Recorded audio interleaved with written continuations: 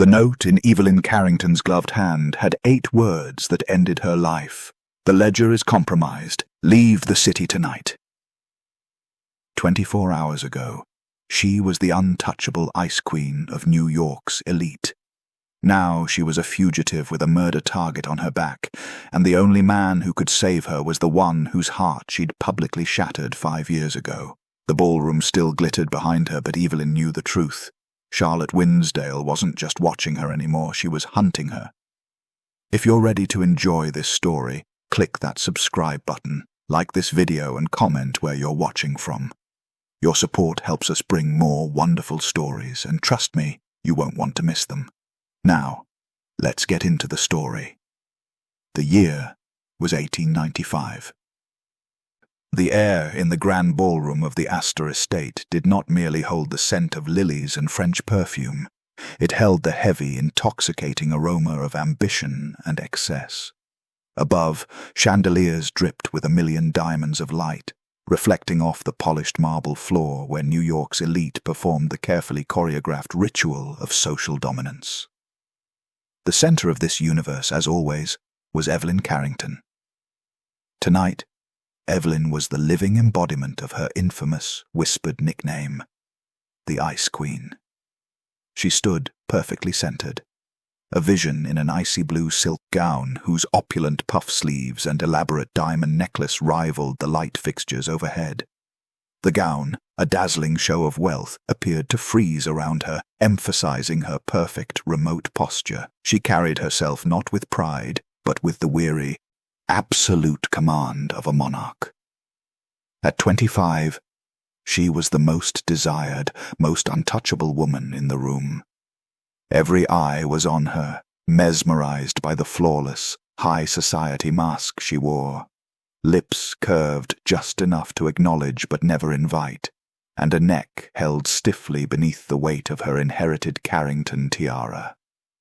She was surrounded by a glittering circle of suitors and social supplicants, and managing them was her true calling. She spoke softly, but with an edge of absolute certainty, never wasting a word, never betraying a feeling. Evelyn did not simply attend society, she governed it. Nearby, Charlotte Winsdale watched from a shadowed corner, her red hair blazing against her crimson gown. Charlotte wore a smile as bright and brittle as glass, constantly measuring the social advantage of every person Evelyn spoke to. She was outwardly sweet, but her gaze was raptorial, assessing Evelyn as a structural threat to her own ascent. Charlotte was not merely envious of Evelyn. She was actively seeking the key to her downfall. Evelyn caught Charlotte's calculating eye and gave a nearly imperceptible nod, the kind of acknowledgement one gives a known, insignificant hazard. Yet as she spoke to the elderly banker at her side, her perfect calm was a magnificent, desperate performance. Beneath the icy blue silk and the diamond armor, Evelyn's mind was a frantic calculator, tallying not compliments but debts, political exposure, and potential enemies. The terrifying truth was that the grand ballroom, which she had spent her life conquering, was about to become her tomb.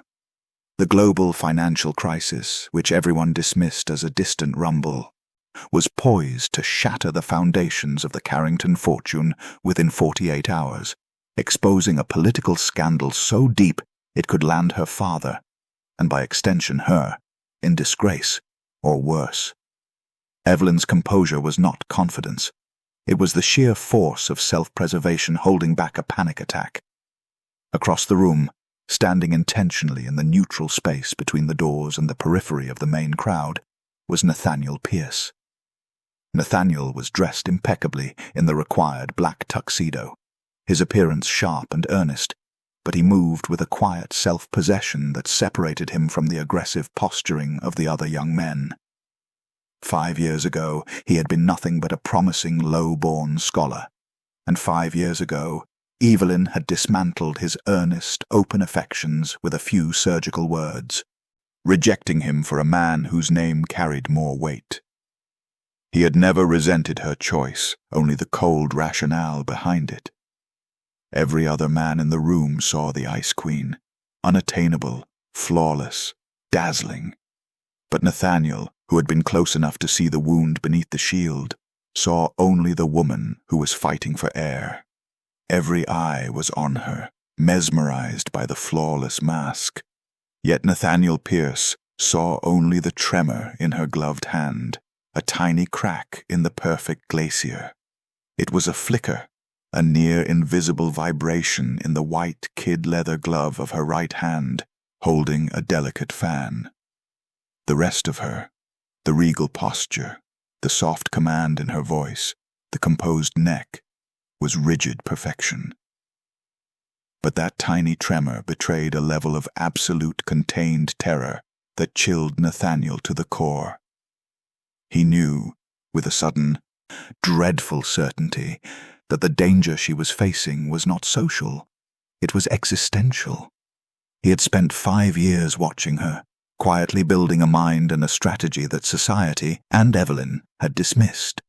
He was the only one who had the knowledge and the sheer idiotic loyalty to help the woman who had crushed his heart. As Nathaniel watched, Evelyn finally turned from the banker, her face softening into a brief professional nod. It was in that moment that George Whitmore, the elderly court scholar and her father's most trusted adviser, sidled past her. Whitmore did not speak. He merely brushed past, executing a discreet gesture. His fingers, hidden by the crowd, briefly pressed a small folded piece of paper into Evelyn's hand. The entire exchange took less than 2 seconds. Evelyn's body did not flinch, but the tremor in her gloved hand intensified into a quick, sharp spasm of fear. She excused herself from the circle with a soft murmur, her voice perfectly modulated, and walked not toward the ladies' retiring room, but toward a barely used side corridor leading to her father's private study. She opened the paper as she walked. Nathaniel, his own heart pounding with a mix of dread and sudden urgent purpose, saw her eyes scan the single, hastily scribbled line. "The ledger is compromised. Leave the city tonight. Do not trust your mother." The ballroom's noise, the music, the laughter, it all collapsed into a dull roar around her. The Ice Queen's life, built on 5 years of strategy and self-denial, had just been declared over. She was now a fugitive. Evelyn needed to move immediately, but who could she possibly trust? Her mind flashed to Charlotte, who would feast on her ruin. It flashed to her own cold pride, which had kept everyone at bay. And then, as she reached the dark corridor, her mind flashed back to the one man whose loyalty had been unwavering, even when she had been cruel. The man society dismissed. Nathaniel Pierce. Evelyn did not run from the ballroom. That would have been unthinkable. Instead, she walked with the same measured, regal pace that had carried her through 1,000 social performances, her icy blue gown whispering against the marble as she moved through the thinning crowd. The orchestra still played, a waltz now, and the remaining guests were too drunk on champagne and their own self-importance to notice her departure. She climbed the grand staircase to the 2nd floor of the Astor estate, her gloved hand barely touching the banister, and turned down the corridor that led to the private wing reserved for the Carrington family. Her father's temporary study was at the far end, a room he used during these elaborate social events to conduct the real business of power, while the masses danced below. The note was still clenched in her left hand, the paper damp from the heat of her palm. "The ledger is compromised. Leave the city tonight. Do not trust your mother." The words had burned themselves into her mind, but she needed confirmation, context, something to anchor the rising tide of panic that threatened to crack her perfect composure. As she approached the study, she heard voices, low, urgent, and frantic. Her father's voice, usually so controlled, was ragged with something she had never heard from him before: fear. Evelyn stopped just short of the door, which had been left slightly ajar. She pressed herself against the wall, her breathing shallow, and listened. "They know, George. God help us. They know everything." Her father's voice was barely above a whisper, but it carried the weight of absolute catastrophe. George Whitmore's response was calm, but there was an edge of steel beneath it. "How much time do we have?" 48 hours at most. The markets will collapse by Monday, and when they do, the auditors will come. They'll tear apart every account, every transaction. The ledger will surface, and when it does—" Her father's voice broke. "Charlotte's people have already made contact. They're offering to buy our silence, but it's a trap. They want the ledger, and they want Evelyn." Evelyn's breath caught. Charlotte, of course. The smiling, crimson-clad viper had not been watching her out of mere envy tonight. She had been waiting for this. "What about the second ledger?" Whitmore asked. "The one you kept separate?" "It's at the Thornhill estate. I sent it there 3 months ago when I first suspected we were being watched. It's the only proof that the transactions were sanctioned by the governor's office, the only thing that can shift the blame away from us. But if Charlotte's people find it first, then the Carrington name is finished, and Evelyn becomes a liability they'll eliminate." The word, eliminate, hung in the air like a physical blow. Evelyn's knees weakened, but she forced herself to remain upright, her back pressed against the cold wall. She had spent her entire life navigating social danger, but this was something else entirely. This was not scandal. This was survival. "You need to send her away tonight," Whitmore continued. "Not to the summer estate. Too obvious. Charlotte's people will be watching every property on record." "The Thornhill estate?" "Yes, no one knows you inherited it from your uncle. It's remote, barely staffed, and it's where the ledger is hidden. She'll be safe there while we manage the situation here." Her father exhaled, a sound of utter defeat. "She'll never forgive me for this. I've built her entire life on the promise of security, of control, and now I'm sending her into exile like a fugitive." "She's stronger than you think, Edward. She's your daughter." There was a long pause, and then her father spoke again, his voice hardened with resolve. "I'll tell her tonight, but George, she cannot trust anyone. Not her mother, not her cousins, not even the staff. Charlotte has eyes everywhere, and I won't risk Evelyn's life on misplaced loyalty." Evelyn pulled back from the door, her mind racing. The ledger, the Thornhill estate, 48 hours, Charlotte's people. The words tumbled over each other, each one a jagged piece of a puzzle she had been too blind to see. Her father's political dealings, the whispered rumors she had dismissed as jealous gossip, the subtle tension in her mother's behavior over the past months. It all suddenly made horrifying sense. She turned and walked quickly back down the corridor, her heart pounding, but her face a perfect mask of calm. She reached her private sitting room and closed the door behind her, leaning against it as the full weight of the revelation crashed over her. The Ice Queen's reign was over. The perfect life she had spent 25 years constructing, the strategic marriage she had been negotiating, the impenetrable social fortress she had built, all of it was about to shatter, and beneath the ruin there was a far more terrifying truth. Someone wanted her dead. She crossed to the window and looked out at the glittering city below, the lights of New York stretching endlessly into the night. Somewhere out there, Charlotte was already moving, her network of spies and allies closing in. And somewhere out there was a remote estate Evelyn had never even known existed, holding the only proof that could save her family, or condemn them all. A soft knock sounded at the door. Evelyn straightened immediately, her hands smoothing the silk of her gown, her face resetting into the calm, regal mask. "Enter." Her father stepped inside, and for the first time in her life, Evelyn saw him not as the invincible pillar of Carrington power, but as a man on the edge of collapse. His face was ashen, his eyes hollow. "Evelyn," he said quietly, closing the door behind him. "We need to talk, and then you need to leave." The carriage rattled through the pre-dawn darkness, its wheels clattering over cobblestones as it carried Evelyn away from the only life she had ever known. Her father had given her 2 hours to pack, a single trusted maid to assist, and a set of instructions so precise they felt like a funeral arrangement. Take nothing conspicuous. Tell no one. Trust no one.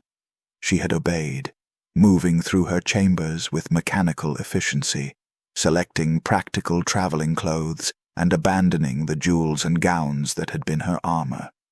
The diamond tiara remained on her vanity, glittering uselessly in the lamplight. The Ice Queen had no use for a crown in exile. Now, as the carriage lurched toward the railway station, Evelyn sat in the darkness and faced the truth she had been avoiding since the moment she overheard her father's confession. She could not do this alone.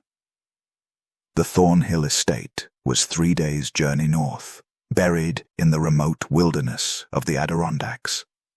She had no allies there, no network of influence to call upon, and no experience navigating danger that could not be solved with a cutting remark or a strategic alliance.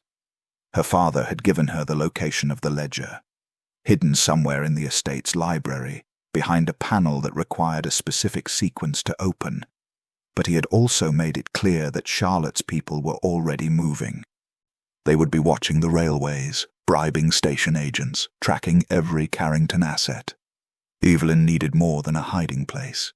She needed a strategist, someone who could think 3 moves ahead, anticipate her enemies, and navigate the kind of danger that existed outside the ballrooms and drawing rooms she had spent her life mastering.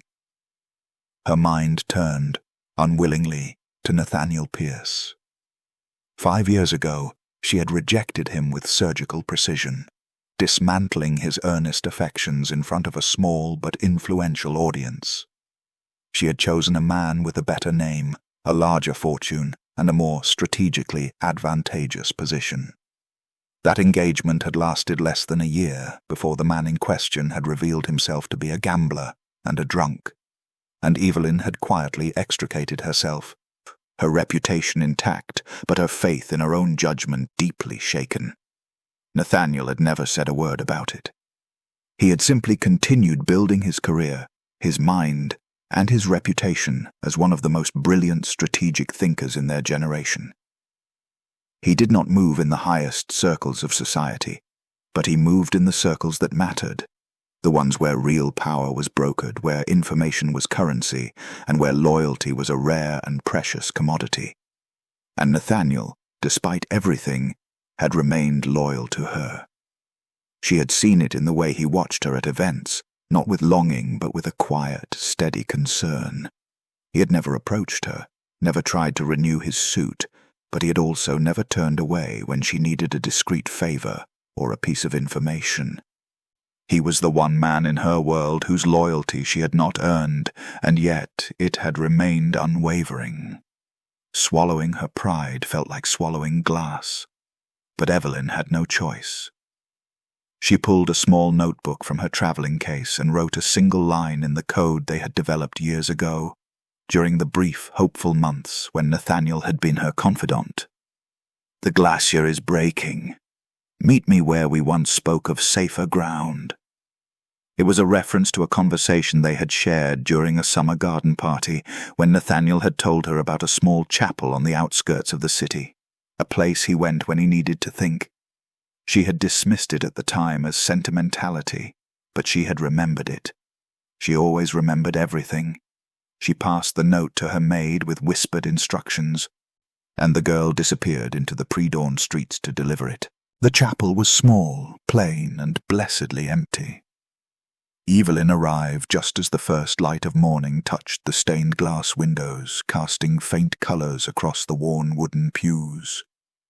She had sent the carriage away and walked the final quarter-mile alone, her dark traveling cloak pulled tight against the cold.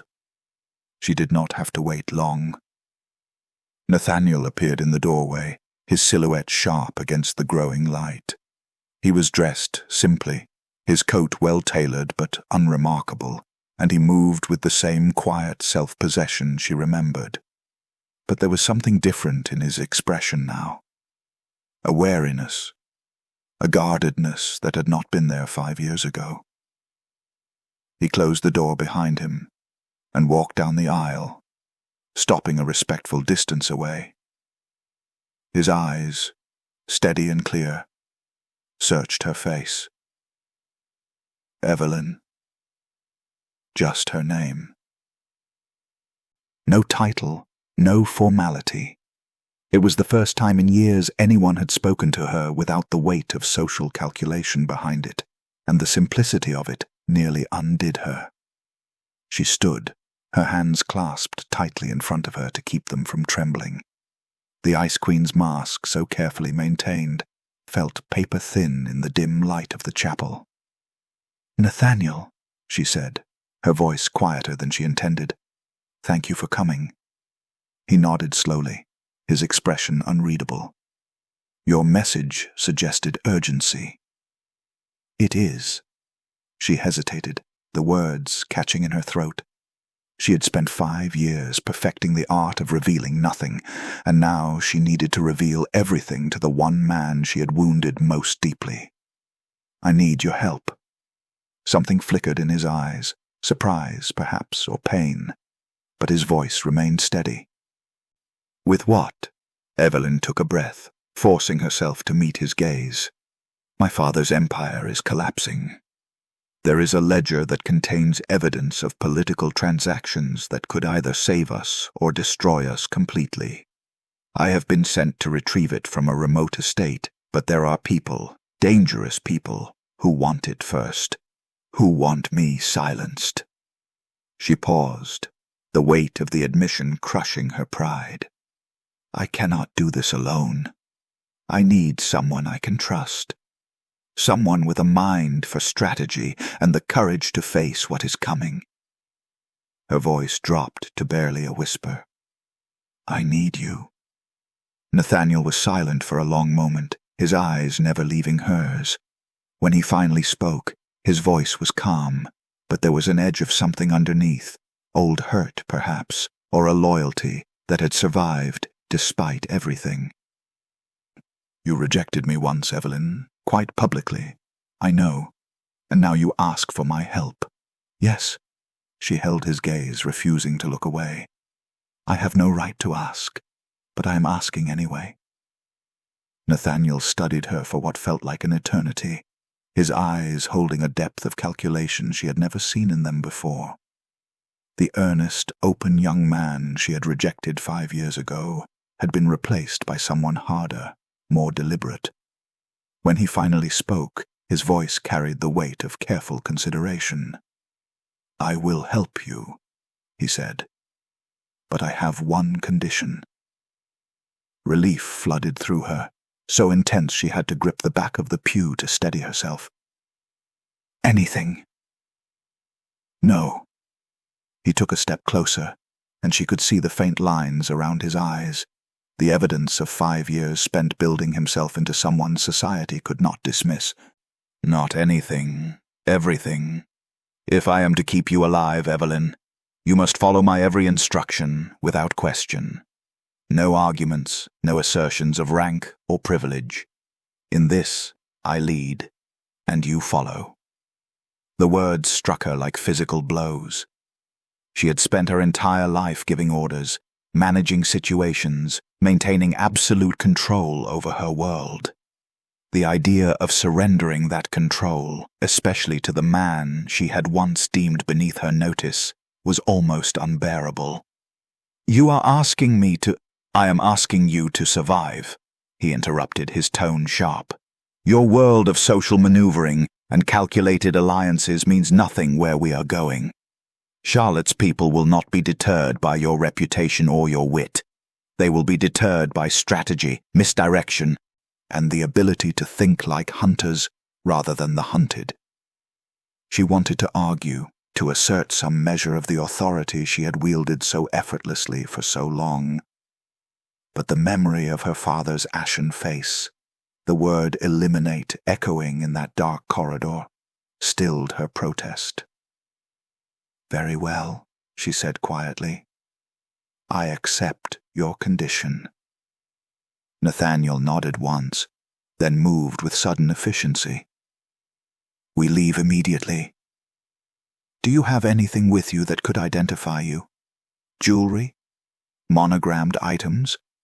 Anything with the Carrington crest?"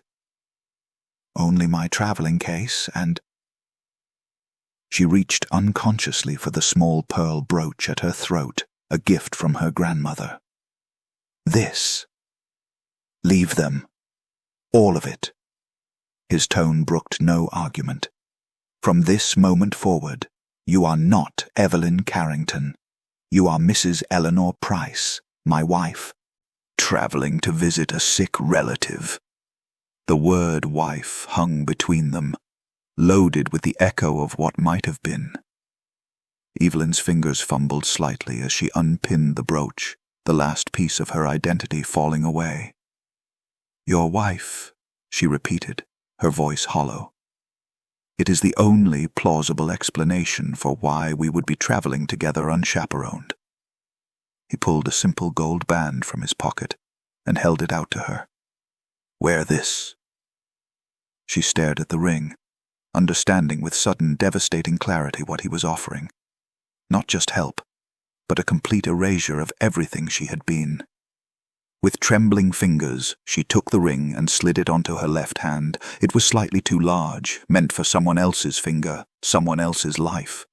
The journey north was a study in systematic humiliation. Nathaniel had procured tickets in second class, the carriages crowded with merchants and labourers who smelled of tobacco and honest sweat.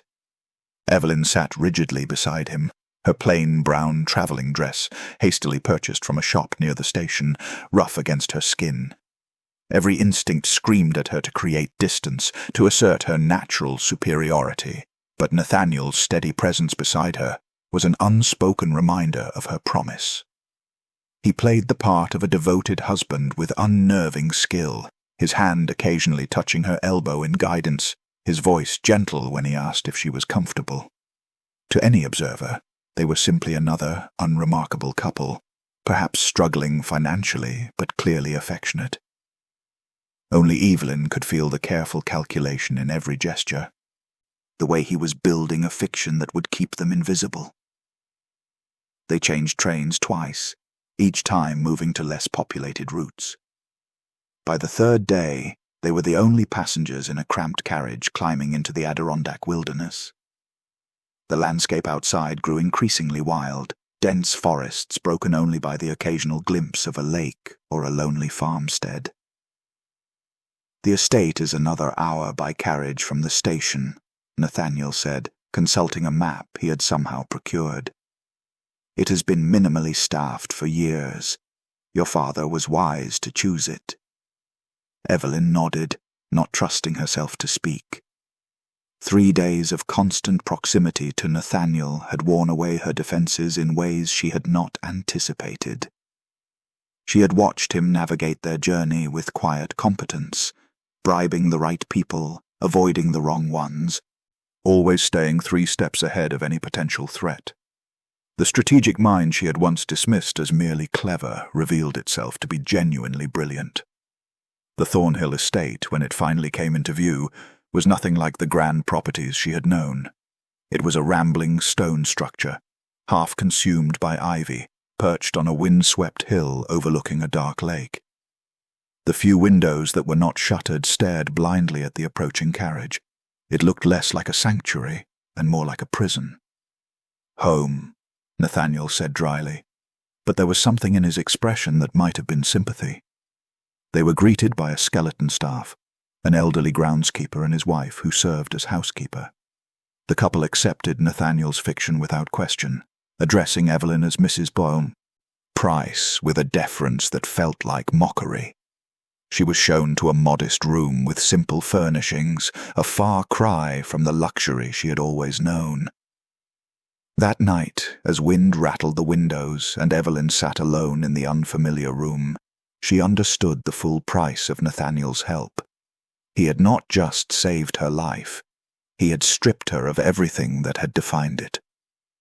The Ice Queen was dead, and in her place was someone she did not recognize. Vulnerable, dependent, and terrifyingly human. A soft knock interrupted her thoughts. Nathaniel stood in the doorway, holding a tray with tea and simple bread. "You have not eaten," he said simply.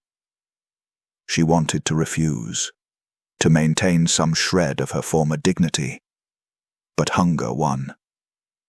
As he set the tray on the small table, she forced herself to speak. "Why?" she asked. "Why help me?" "After everything," he paused at the door, not turning back. "Because unlike you, Evelyn, I never learned how to stop caring." The door closed softly behind him, leaving her alone with the weight of those words and the simple gold band that burned like a shackle on her finger. The letter arrived on the 4th morning, delivered by a traveling merchant who claimed someone at the village postal station had paid him handsomely to ensure it reached the estate. Evelyn recognized the lavender paper and the elaborate script before she even broke the seal. Isabel Thornton, society's most dedicated gossip, had found her. "Dearest Evelyn," it began, the sweetness of the address belied by what followed. "What extraordinary rumors have reached us from New York. They say you fled the Astor Ball like a thief in the night, abandoning your poor mother without so much as a farewell. Some whisper of debts, others of a shameful liaison. Charlotte Winsdale, ever your devoted friend, is simply beside herself with worry. She has been making inquiries everywhere, desperate to ensure your safety. She even mentioned something about visiting the northern estates to search for you personally. How devoted she is to your welfare." The letter continued, each line more poisonous than the last, painting Evelyn's sudden departure as everything from financial ruin to moral collapse. But it was the postscript that made her blood run cold. "P.S. Charlotte mentioned she has engaged some rather resourceful gentlemen to assist in locating you. She says they are quite skilled at finding people who do not wish to be found. Is that not wonderfully thorough of her?" Evelyn's hands trembled as she set the letter down. The morning light streaming through the library windows suddenly felt cold. Charlotte was not just spreading gossip. She was hunting her, using Isabel's vapid malice as a tool to confirm Evelyn's location. Bad news? She looked up to find Nathaniel standing in the doorway, his expression sharp with concern. He had developed a habit of moving silently through the house, appearing when she least expected it. "Isabel Thornton," she said, her voice carefully controlled.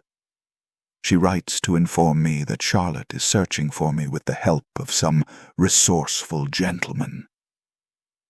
Nathaniel crossed to her in 3 quick strides, taking the letter and scanning it rapidly. His jaw tightened as he read. "She knows you are in the north," he said. "This letter was not sent blindly. Charlotte is fishing, trying to narrow down your location. How long before they find us?" "Days, perhaps a week if we are fortunate." He set the letter aside and fixed her with that steady gaze that seemed to see through every defense she had ever built. "Evelyn, I need to know everything, not just about the ledger or your father's financial troubles. Everything. I cannot protect you from shadows." She stood abruptly, moving to the window to avoid his eyes. Below, the lake stretched dark and still, reflecting the gray morning sky. "You ask for my secrets, as if they are simple things to give." "I ask for your trust," he corrected, "which I understand is the one currency you have never learned to spend." The words stung because they were true. She pressed her palm against the cold glass, watching her breath fog the window. Behind her she heard Nathaniel move to one of the leather chairs by the fireplace, waiting with that inexhaustible patience that both frustrated and fascinated her. "My father," she began slowly, "has been managing more than the family fortune. He has been facilitating transactions between certain government officials and private interests, men who profit from knowing which policies will pass, which wars will be funded, which territories will be annexed." She turned to face him. "The ledger contains records of these transactions. Without it, they are merely rumors. With it, half of New York's political establishment faces prison or worse." "And Charlotte?" "Charlotte's father is one of those men. If she obtains the ledger first, she can destroy the evidence of his involvement while preserving enough to destroy my family. She becomes a hero to those in power, and I become—" She trailed off. "Dead," Nathaniel finished quietly. "They will not risk you testifying." Evelyn nodded, then moved to sit in the chair across from him, the fire crackling between them. "But you asked for everything, not just the surface scandal." She was quiet for a long moment, gathering words she had never spoken aloud. "When I was 17, I fell in love. His name was James Ashford, a young lawyer with revolutionary ideas and gentle hands. He was everything the men of my circle were not. Sincere, passionate, devoted to justice rather than profit. I gave him everything, Nathaniel. My trust, my secrets, my heart." The fire popped, sending sparks up the chimney. Evelyn's voice grew colder, more distant. "He sold every secret I had shared to my father's enemies.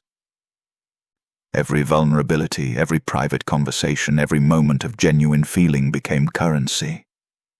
He had been placed in my path deliberately, a honey trap dressed in idealism. The information he gathered was used to destroy two of my father's closest allies. One man killed himself, rather than face the disgrace."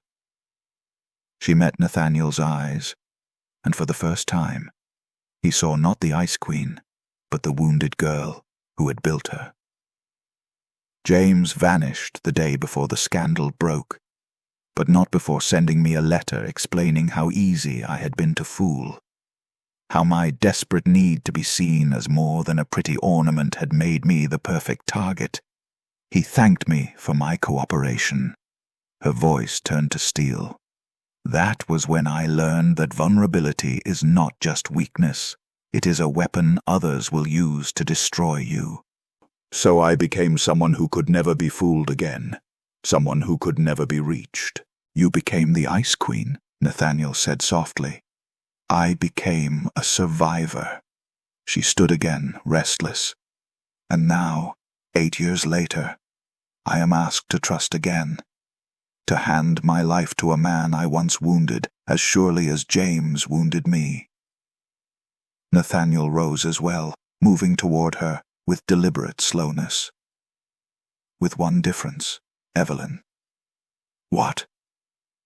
He stopped just close enough that she could see the gold flecks in his brown eyes. "I am still here." The simplicity of it, the undeniable truth of it, broke something inside her. For the first time in 8 years, Evelyn felt the ice around her heart crack, just enough to let in the terrible, wonderful possibility that she might not have to survive alone. The merchant who delivered Charlotte's letter arrived at dawn 3 days later, but this time he was not alone. The groundskeeper's wife, Mrs. Morrison, came rushing into the library where Evelyn and Nathaniel had been searching through her late uncle's papers, her weathered face tight with worry. "There's a lady in the village," she said breathlessly. "Arrived yesterday in a private carriage with 2 gentlemen. She's been asking questions very politely about any new residents at the old estates, buying drinks for the locals at the tavern, charitable-like." Nathaniel and Evelyn exchanged glances. They both knew, without needing to speak it, that Charlotte had arrived. "What does she look like?" Nathaniel asked, though they already knew the answer. "Red hair like fire, dressed in the finest green velvet you ever saw. Smiles so sweet you'd think butter wouldn't melt. But Tom at the tavern says her eyes never stop moving, like she's counting everything and everyone. Charlotte." Evelyn felt her stomach tighten with the particular dread that comes from being hunted by someone who knows exactly how you think. "Thank you, Mrs. Morrison," Nathaniel said calmly. "Perhaps it would be best if you and your husband visited your daughter in Albany for a few weeks. Family emergency." The older woman nodded quickly, understanding more than was being said. Within an hour, she and her husband had packed their meager belongings and departed in the estate's old cart, leaving Evelyn and Nathaniel entirely alone. The letter arrived that afternoon, left at the estate's gate by a child who claimed a beautiful lady had given him a silver dollar to deliver it. The envelope was cream-colored, expensive, and addressed simply to the Mistress of Thornhill. Evelyn opened it with steady hands, though her pulse quickened as she recognized Charlotte's elaborate script. "My dearest friend, what a delightful surprise to discover you have been recuperating at this charming estate. The northern air must be so refreshing after the stifling atmosphere of New York. I, too, have found myself in need of a respite, and have taken rooms at the perfectly adequate inn in the village. I was so concerned when you departed without farewell. Such behavior is unlike the Evelyn I know and admire. Certain mutual acquaintances have expressed worry about your state of mind, particularly given the distressing news about your family's circumstances. How terrible it must be to discover that those we trust most are capable of such devastating betrayals. I do hope we might meet for tea before I continue my journey north. I have recently come into possession of some fascinating documents that concern our overlapping interests. Family histories can be so illuminating, do you not find? Particularly when they reveal connections we never suspected existed. I shall call upon you tomorrow at 3 o'clock. I am certain you will receive me. After all, what possible reason could you have to refuse an old friend? With devoted affection, Charlotte Winsdale. P.S. I trust Mr. Pierce is taking good care of you. Such a devoted man, to abandon his own prospects to aid a woman who once publicly humiliated him. One wonders what could inspire such loyalty, or perhaps it is not loyalty at all, but something more strategic. Nathaniel read over her shoulder, his presence solid and warm against the chill that Charlotte's words had brought into the room. When he finished, he moved to the window, scanning the tree line as if Charlotte might already be watching. "She knows I'm here," he said quietly. "She has done her research. She knows everything." Evelyn set the letter down, her mind racing. This is not a social call. It is a declaration of war. She mentions documents about family histories. Nathaniel turned from the window. Could she have found something about the ledger's location? Evelyn moved to the massive oak desk that dominated the library, running her fingers along its carved edge. Her uncle had been eccentric, paranoid, and brilliant. Exactly the sort of man her father would trust with dangerous secrets. "My uncle left journals," she said suddenly. "Dozens of them. My father mentioned them once. Said they contained insurance. What if the ledger's location is not just hidden, but encoded in those journals?" Nathaniel finished. "Charlotte might have found one of them, or a reference to them. She is telling us she has a piece of the puzzle." They looked at each other across the dim library, understanding crystallizing between them. Charlotte was not just hunting them, she was racing them to the ledger. And she was closer than they had realized. "We have less than 24 hours, Evelyn said. She will come tomorrow with her gentleman. And if we have not found the ledger by then, We run or we fight, and either way, we lose. Nathaniel moved to the shelves that lined the walls, floor to ceiling, thousands of books creating a maze of potential hiding places. Your uncle's journals. Where would he keep them? Evelyn closed her eyes, trying to remember her father's exact words. Theodore was paranoid about his privacy. He trusted no one, not even the dead. Not even the dead, she repeated aloud, her eyes snapping open. The cemetery. There is a family mausoleum on the grounds. My uncle had it built even though he was the only Thornhill buried here. Nathaniel was already moving toward the door. Charlotte will not think to look there, at least not immediately. She will expect the ledger to be in the house. As they gathered coats and a lamp, Evelyn felt the weight of the coming confrontation. Charlotte was not just ambitious or vengeful. She was systematic, thorough, and utterly without mercy. She would charm and smile and destroy without ever dropping her perfect society mask. But as Nathaniel held the door for her and they stepped into the gathering dusk, Evelyn realized something else. For the first time in 8 years, she was not facing her enemy alone. The Ice Queen had an ally, and perhaps that would be enough to survive Charlotte's shadow. The mausoleum stood like a miniature Greek temple against the darkening sky, its marble columns pale as bone in the lamplight. Inside, past the single ornate coffin that held Evelyn's uncle, they found what they were looking for. A hidden compartment behind a memorial plaque containing 37 leather journals, each one dated and coded in what appeared to be a mixture of Latin, Greek, and mathematical equations. They carried the journals back to the library like thieves hauling treasure, spreading them across the massive oak table as the clock chimed midnight. Outside, wind howled through the trees, but inside a different kind of energy crackled between them as they began to decipher Theodore Thornhill's paranoid genius. Your uncle was not just paranoid, Nathaniel said, running his finger along a particularly complex equation. He was brilliant. This is not a code. It's multiple codes, layered on top of each other.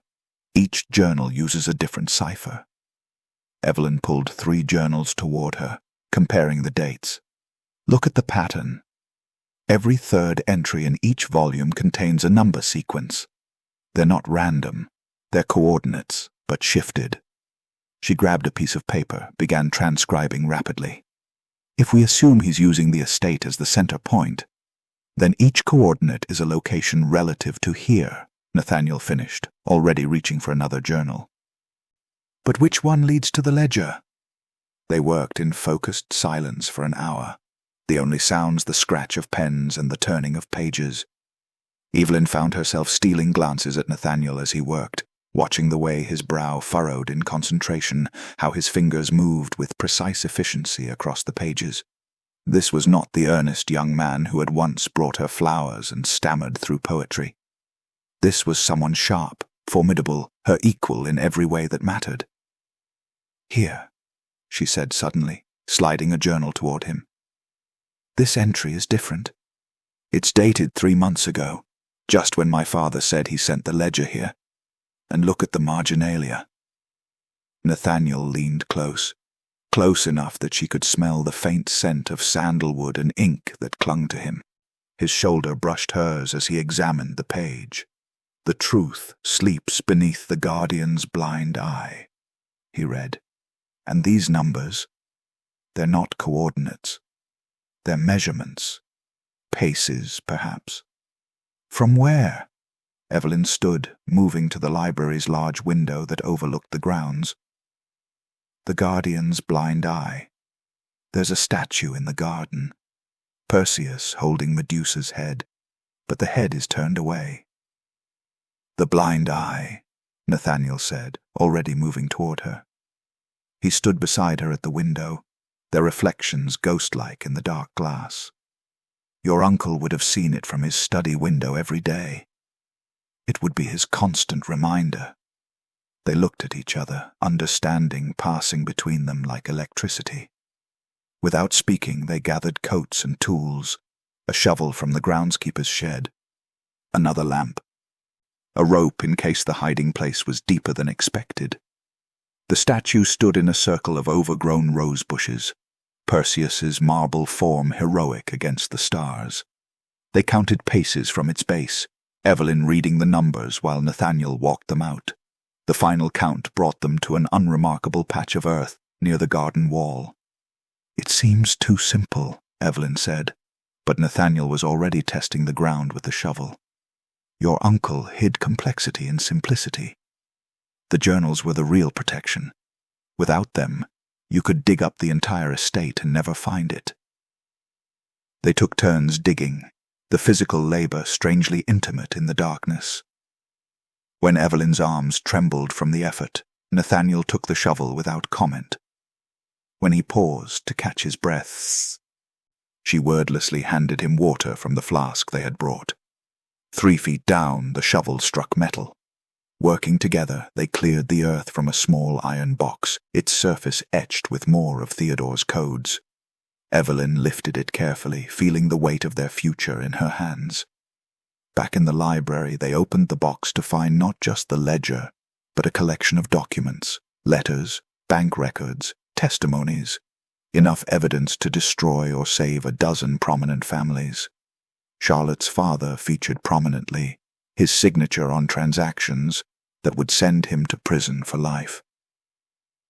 "This is power," Evelyn said quietly, paging through the documents.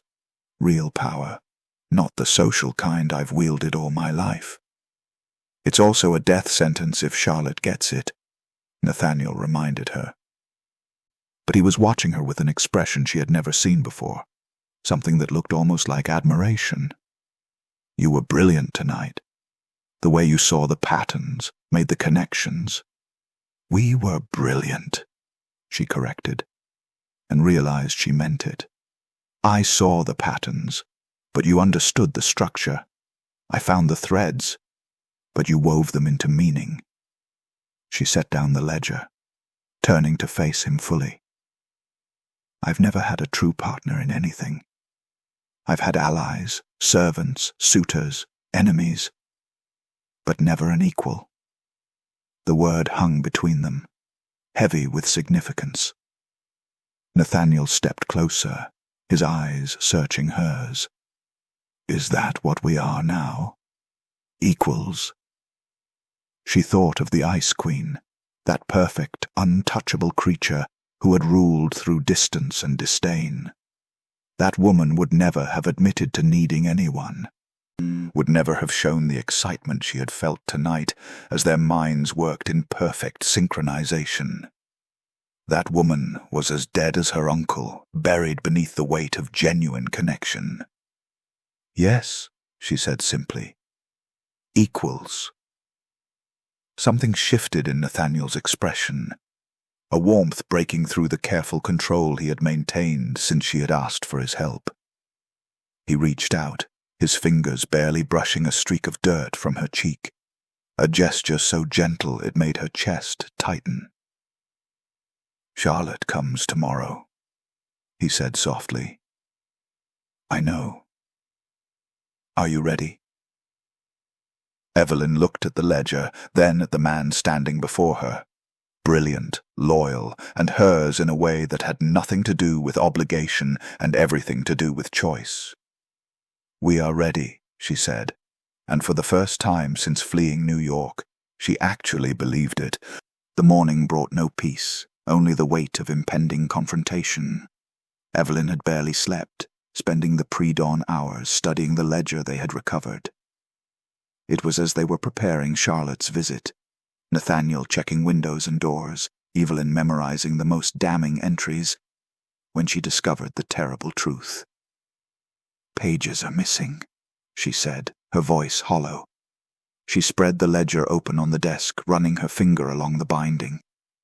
"Look here. Cut clean, probably with a razor. The entries jump from March to July of last year. The most crucial transactions are gone." Nathaniel moved to examine the mutilated ledger, his expression darkening. "Your uncle wouldn't have done this. Someone got here before us. Or father separated them deliberately." Evelyn began pacing, her mind racing through possibilities. "He said he sent the ledger here 3 months ago, but what if he divided it first? What if—" She stopped abruptly, remembering something. "George Whitmore, the night of the ball, when he gave me the warning note, he pressed something else into my hand. I thought it was just part of the paper, but—" She rushed to her traveling case, pulling out the blue gown she had worn that last night in society. Sewn into the hem where she had hidden it in her panic was a second piece of paper. The message was brief, written in George's careful hand. "The complete truth requires both halves. Theodore's greatest secret lies behind his greatest fear. Look for the door that does not open." "A door that does not open," Nathaniel repeated. "In this house?" They looked at each other with sudden understanding. They had been through every room in the estate over the past days, but there was one door, in the cellar, behind the wine racks, that had been sealed shut. Mrs. Morrison had mentioned it once, saying Theodore had ordered it bricked up years ago after claiming the room was structurally unsound. The cellar was cold and damp, smelling of earth and aged wood. They worked quickly to move the wine racks, revealing the sealed door. The bricks were old but not ancient.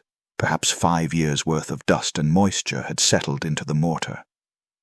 "He sealed it after something happened," Evelyn said. "His greatest fear." Nathaniel was already attacking the mortar with a knife, working to loosen the bricks. "Help me with this." They worked frantically, aware that Charlotte would arrive in mere hours. When finally they had created a hole large enough to pass through, Nathaniel went first, lamp held high. The hidden chamber was small, windowless, and lined with shelves containing hundreds of documents. But it was the desk in the center that drew their attention. On it lay the missing pages of the ledger, and beside them, a letter in Charlotte's distinctive handwriting. "My dear Theodore," it read, "how unfortunate that you discovered our arrangement. Yes, I have been copying your precious records for some time now. Your housekeeper was quite accommodating once I learned of her son's gambling debts. But do not think you can stop what has already been set in motion. By the time you read this, I will have everything I need. Your niece's fortune, the Carrington secrets, and most importantly, the proof that will elevate my family while destroying yours. You always were too trusting of pretty faces and sympathetic smiles." The letter was dated 2 weeks before Theodore's death. "Charlotte killed him," Evelyn breathed. "She discovered he knew about her spy, so she poisoned him, most likely. The death was ruled natural. Heart failure." Nathaniel lifted another document. "But look at this. It's a meeting arrangement, dated for today. Charlotte isn't just coming for tea. She's meeting someone here, someone identified only as the broker." Evelyn scanned the page. "They're planning to exchange the complete ledger for— dear God, for government documents that would legitimize every illegal transaction. They're not just trying to hide the crimes. They're trying to make them legal retroactively. And if they succeed, then Charlotte doesn't just survive. She becomes the most powerful woman in New York, with enough blackmail material to control half the government." Evelyn felt sick. "We have to stop them." Nathaniel gathered the pages, adding them to the original ledger. "We have everything now, the complete evidence. But Charlotte doesn't know that. She thinks these pages are still hidden here. She'll come with force. Those gentlemen she mentioned, they're not just escorts, they're hired thugs. Then we need a strategy." Nathaniel's mind was already working. She could see it in the way his eyes sharpened. "Charlotte expects to find you cowering, defeated, the Ice Queen broken and begging. What if instead she finds something else entirely?" "What?" "A trap. We let her think she's won, let her reveal her contact, this broker. Then we take them both down. He met her eyes. But it will be dangerous. You'll have to face her directly. Maintain your composure while she tries to destroy you. Evelyn thought of the woman she had been just a week ago, imperious, untouchable, alone. That woman would have crumbled under this kind of pressure. But the woman she was becoming, the one who had dug in the earth beside Nathaniel, who had matched his brilliant mind with her own, who had learned that partnership was not weakness, but strength, that woman might survive. The Ice Queen is dead, she said quietly, but perhaps she needs one final performance. Nathaniel reached out, taking her hand. His fingers were warm, steady, real. Not alone. Not anymore. Above them they heard the sound of carriage wheels on gravel. Charlotte had arrived early, as they should have expected. The final confrontation was no longer imminent. It was here. "Ready?" Nathaniel asked. Evelyn squeezed his hand once before letting go, straightening her spine and lifting her chin. Let her come. They did not receive Charlotte in the drawing room as she expected. Instead, Nathaniel had positioned them in the library, the complete ledger hidden in the hidden chamber below, accessible through a narrow passage they had discovered behind the bookshelf. The room's geography would force Charlotte to come to them, to enter their carefully prepared stage. Charlotte swept in at precisely 3:00, radiant in emerald silk, her red hair styled to perfection. Behind her came two men who had the bearing of former soldiers, not crude thugs but disciplined professionals. She dismissed them with a wave to wait in the hall, then turned to face Evelyn with a smile that could have charmed angels. "My dear Evelyn, how perfectly rustic you look. Adversity suits you. It adds a certain authenticity you always lacked." Evelyn remained seated, fingers steepled in a pose she had perfected years ago. Nathaniel stood by the window, seemingly relaxed but positioned to intercept anyone approaching from outside. "Charlotte, your concern is touching, if somewhat belated. Oh, let us dispense with pleasantries." Charlotte settled into a chair uninvited, arranging her skirts with practiced grace. "We both know why I am here. Your uncle's ledger, the complete version. I have half, you presumably have found the other. I propose a trade.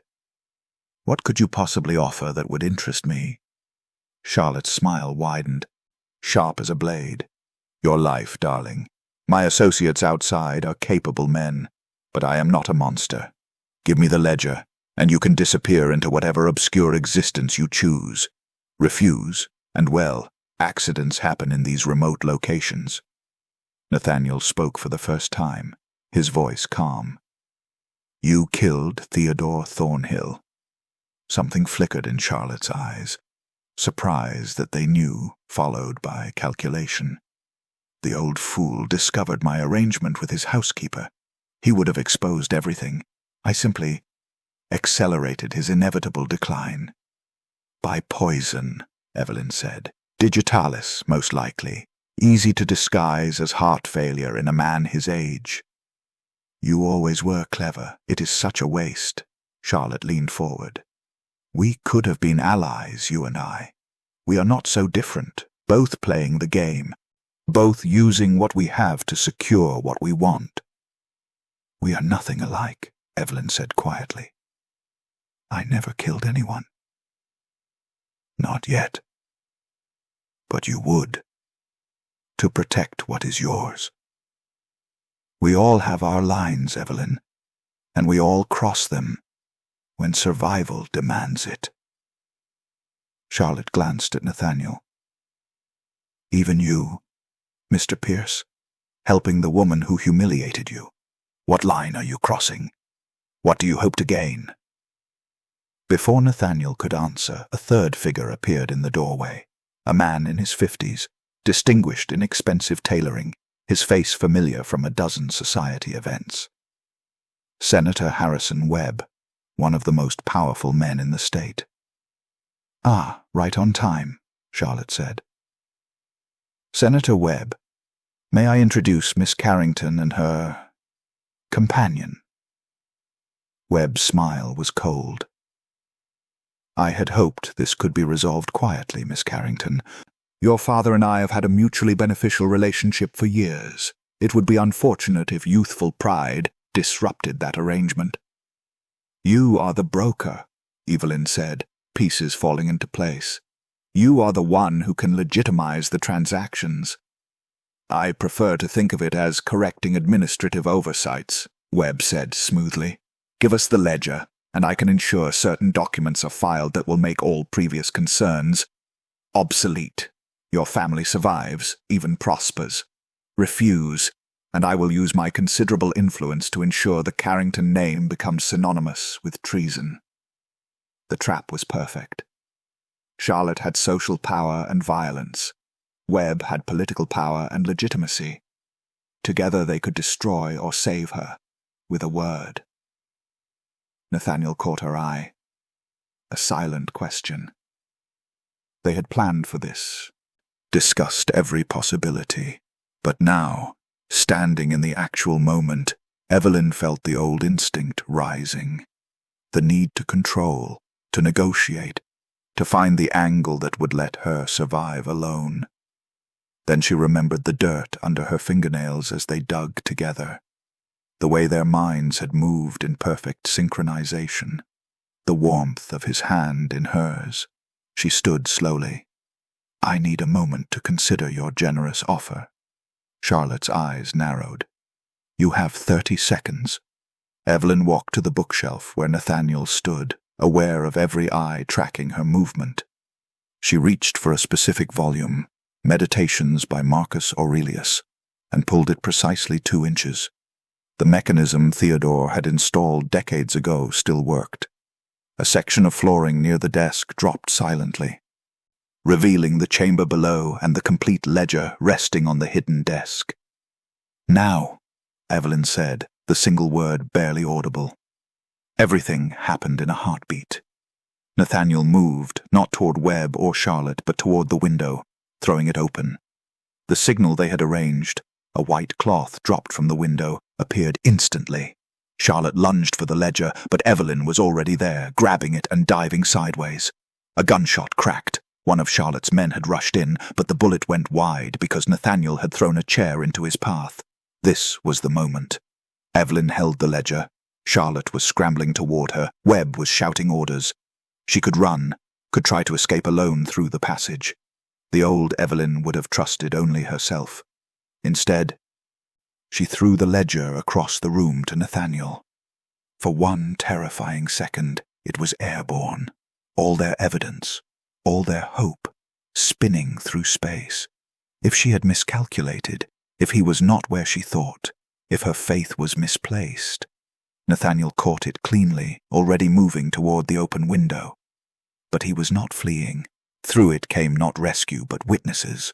The village constable and 3 deputies, summoned hours earlier by a message Nathaniel had sent claiming evidence of murder. "Senator Webb," the constable said, clearly overwhelmed but holding his ground, "we received word you were here and that there might be irregularities to investigate." Webb's face went white. Charlotte spun, her perfect composure finally cracking. "You cannot prove anything," she hissed. "Actually," Nathaniel said, holding up the ledger, "we can prove everything, including your written confession to murdering Theodore Thornhill. It was in his hidden chamber, Charlotte. You should have been more thorough." The fight went out of her then, her shoulders sagging beneath the emerald silk. The men she had brought made no move to help her. Professional loyalty only went so far when the law was watching. As the constable led them away, Charlotte looked back at Evelyn one final time. "You won," she said bitterly. "I hope you enjoy your prize."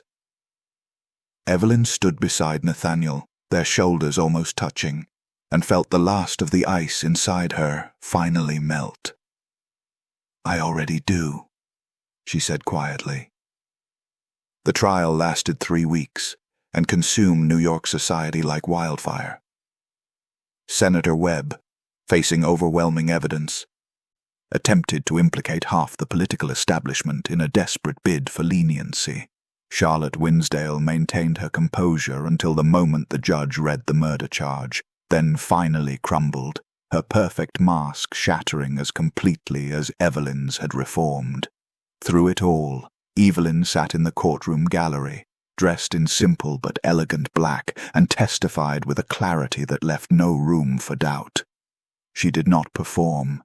She did not calculate. She simply told the truth about her father's involvement, about the ledger, about the corruption that had nearly destroyed her family. The Ice Queen would have protected the Carrington name at all costs. The woman Evelyn had become understood that integrity mattered more than reputation. Her father, facing his own reckoning, had cooperated fully with prosecutors in exchange for reduced charges. The Carrington fortune was diminished but intact, the political connections severed but the family name salvageable. It was not the empire Evelyn had been raised to protect, but it was honest, and that made it worth saving. George Whitmore had wept when he saw her, begging forgiveness for not warning her sooner about Charlotte's infiltration. She had embraced him like the father figure he had always been, understanding that his loyalty had never wavered, only his courage to speak had faltered. She forgave him without hesitation, and in doing so, forgave herself for all the years she had equated vulnerability with weakness. Now, 6 weeks after Charlotte's arrest, Evelyn stood in the conservatory of the Thornhill estate, watching spring push through the last remnants of winter. The estate was hers now, legally and emotionally. Her father had signed it over as part of his restitution, claiming he had always intended it as her inheritance. She suspected he simply wanted to give her something untainted by scandal, a place to begin again. She heard footsteps behind her, and did not need to turn to know it was Nathaniel. She had learned the rhythm of his walk, the particular weight of his presence in a room. "The last of the reporters have finally left the village," he said, coming to stand beside her. "Though I suspect they will return when you make your statement tomorrow." Tomorrow. The press conference she had arranged at the Plaza Hotel, where she would address New York society for the first time since the trial. Her lawyer had drafted careful remarks, designed to minimize damage and redirect attention. She had thrown them away and written her own. "I am not afraid of them anymore," she said. "The worst they could say about me has already been said. I survived it. More than survived. You transformed it." Nathaniel's voice carried a warmth that still made her heart quicken. "Charlotte wanted to destroy you, and instead you destroyed the entire corrupt system she represented." Evelyn turned to face him fully. In the weeks since the confrontation, they had worked side by side, coordinating with lawyers, organizing evidence, managing the estate. They had been partners in every sense, but neither had spoken about what came after. The crisis that had bound them together was over. The pretense of being Mr. and Mrs. Price was no longer necessary. The simple gold band still circled her finger. She had not removed it. "Nathaniel," she began, then paused, gathering courage. The old Evelyn would have calculated this moment, scripted it for maximum strategic advantage. The new Evelyn simply felt, and let the feeling become words. "When this began, I asked for your help because I had no other choice. You were my last hope, my only option." Something flickered in his eyes, old hurt, perhaps, rising to the surface. "But that is not why I am asking you to stay," she continued. "I am not asking because I need your strategic mind, though I value it immensely. I am not asking because I need protection, though you have protected me beyond measure. I am asking because—" Her voice caught. the vulnerability still unfamiliar but no longer terrifying. I need you, Nathaniel, not your help. You. The silence stretched between them, filled with 6 weeks of shared danger, shared triumph, and the careful dance of two people learning to trust after years of walls. I broke your heart once, she said quietly. I was cruel and calculating, and I dismissed you as beneath my notice. I do not deserve your forgiveness, let alone your love. But I am asking for it anyway, because I have learned that the bravest thing I can do is not protect myself, but risk myself for something real. Nathaniel reached out slowly, his fingers brushing the simple gold band on her hand. Do you know why I helped you, even after everything? Foolish loyalty, she whispered. Love, he corrected. I never stopped loving you, Evelyn. Not when you rejected me. Not when you built walls so high I could barely see you behind them. Not when you asked for my help with that desperate pride in your eyes. I loved the girl you were trying to hide, and I love the woman you have become even more. He took her hand fully now, his thumb tracing the ring. This was meant to be temporary, a fiction to keep you safe. I know. I would like it to be permanent, a truth to build a life on. The tears that slipped down her cheeks were not the frozen, controlled tears of the Ice Queen, but the warm, genuine tears of a woman who had finally learned that breaking was not the same as shattering. Sometimes it was simply opening. Yes, she said. Yes. When he kissed her, it was not the dramatic, passionate embrace of a ballroom fantasy, but something quieter and infinitely more powerful. A promise made in sunlight, between equals, built on the foundation of everything they had survived together.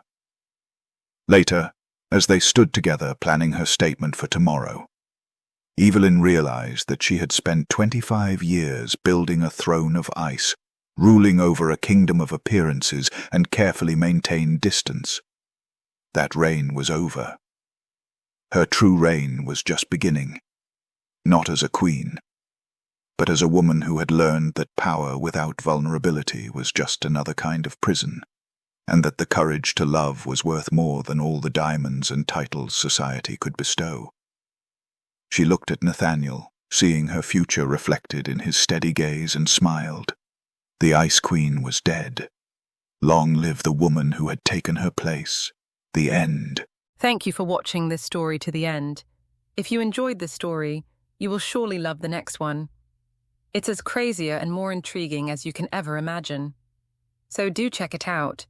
Click on the image showing on your screen right now to watch the next one. Don't forget to subscribe, and I'll see you in the next one. Bye for now.